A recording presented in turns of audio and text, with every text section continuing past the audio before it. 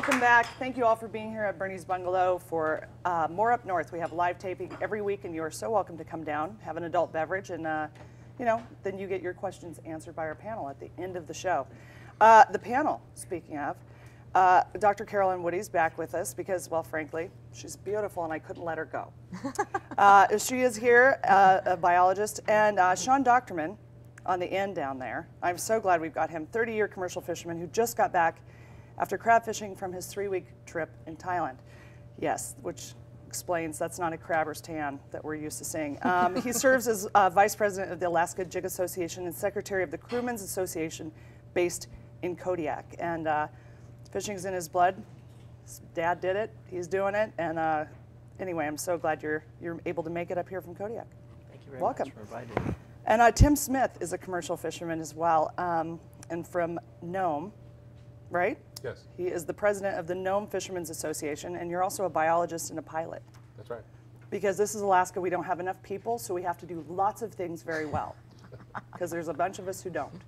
Got to pick up the slack. This is a slack picker-upper panel, basically.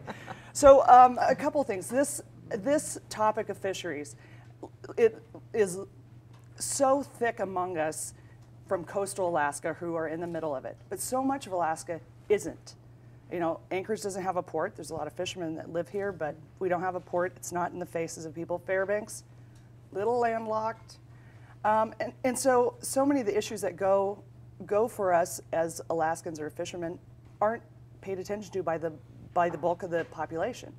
And you really have to educate people from the bottom up, sea floor up, basically, about fisheries. And I think that the biggest thing for me is looking at the United States right now and farming, agriculture farming.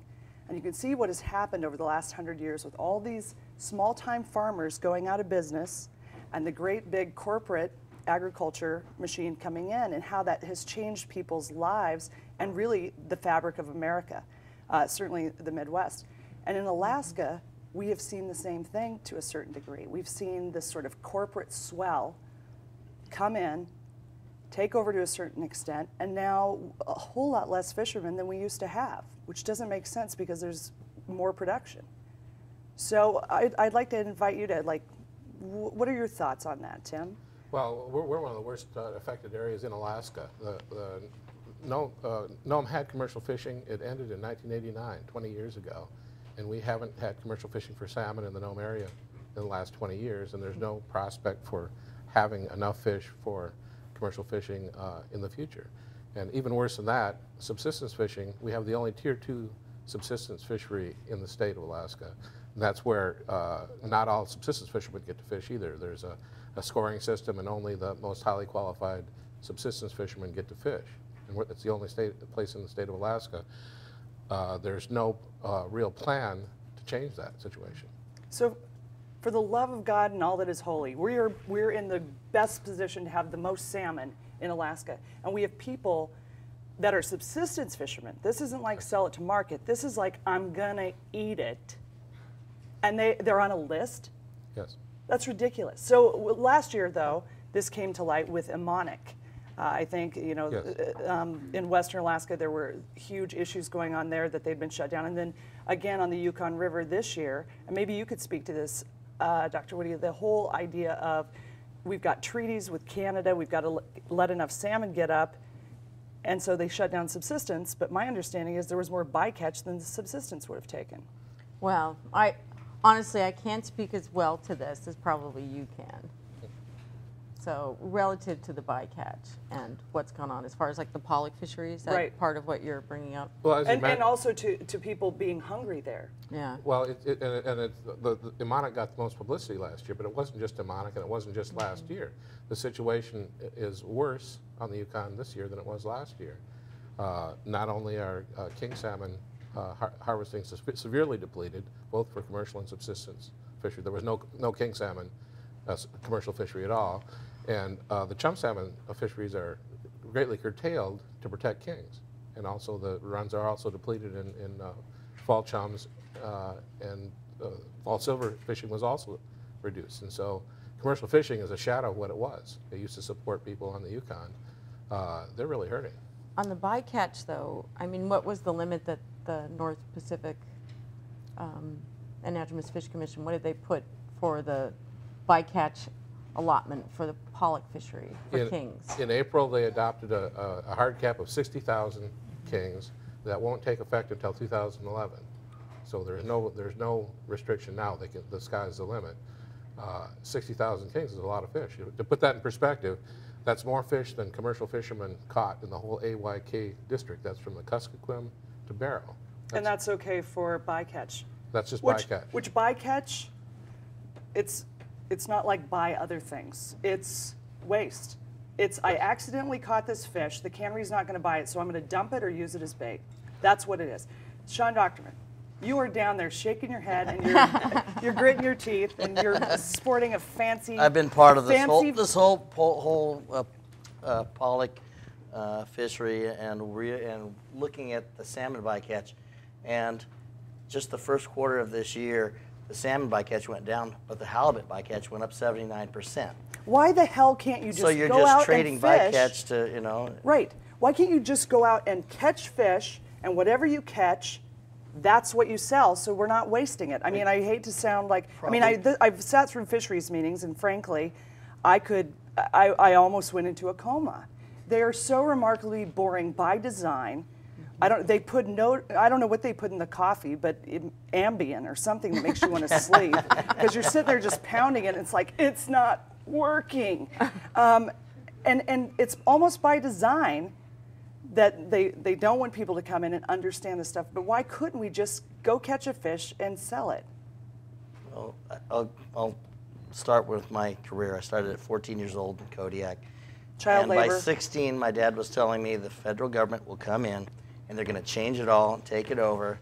And I started in a thriving town. There was king crab, there was cod, there wasn't much groundfish going on then. Salmon was, the price of salmon was great. Now we're looking at a town that survives off salmon price that's probably half as much as what it used to be, or three-quarters. Every fish that comes to the dock it's lost value. And how does that happen in 20, 30 years? I mean, there's a problem here. Well, it's not because the fishermen voted for that. Like, hey, I know, we'll go fishing, pay more for fuel and insurance and everything else there is. And here's an idea. You can pay me a third of what I made in 1979. Because that is, when you look at you and I were talking one day about how much we were getting for red salmon, I think, in like 1980. And it was outrageous. I mean, it was $1.95, $1.85 in Cook Inlet, and now it's what, 70 cents? $1.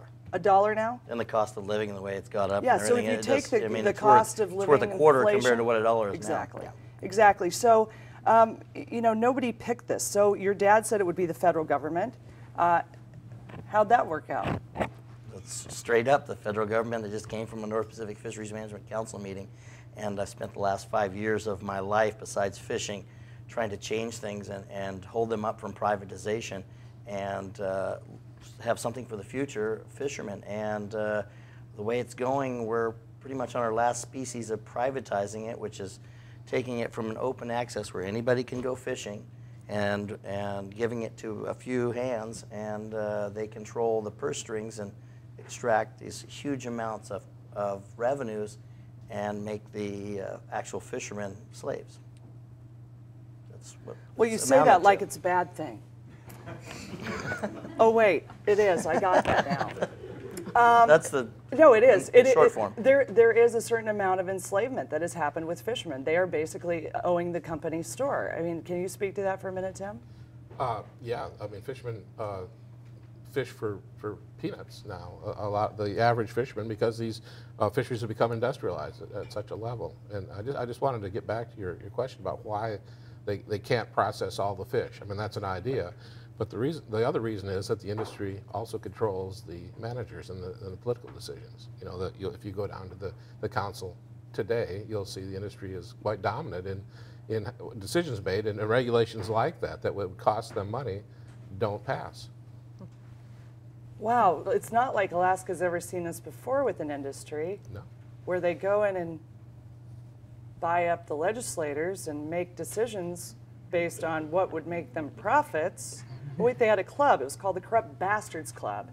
And you know, and really what we hear most in the state is about the oil industrial complex, what's happened here in the colonization of that industry coming in. We also see it in mining, but people don't talk about it as much. But where I think that the state is bled almost dry is in fisheries. Because how many of these companies are owned by Alaskans anymore? How many people are really Alaskans in the industry?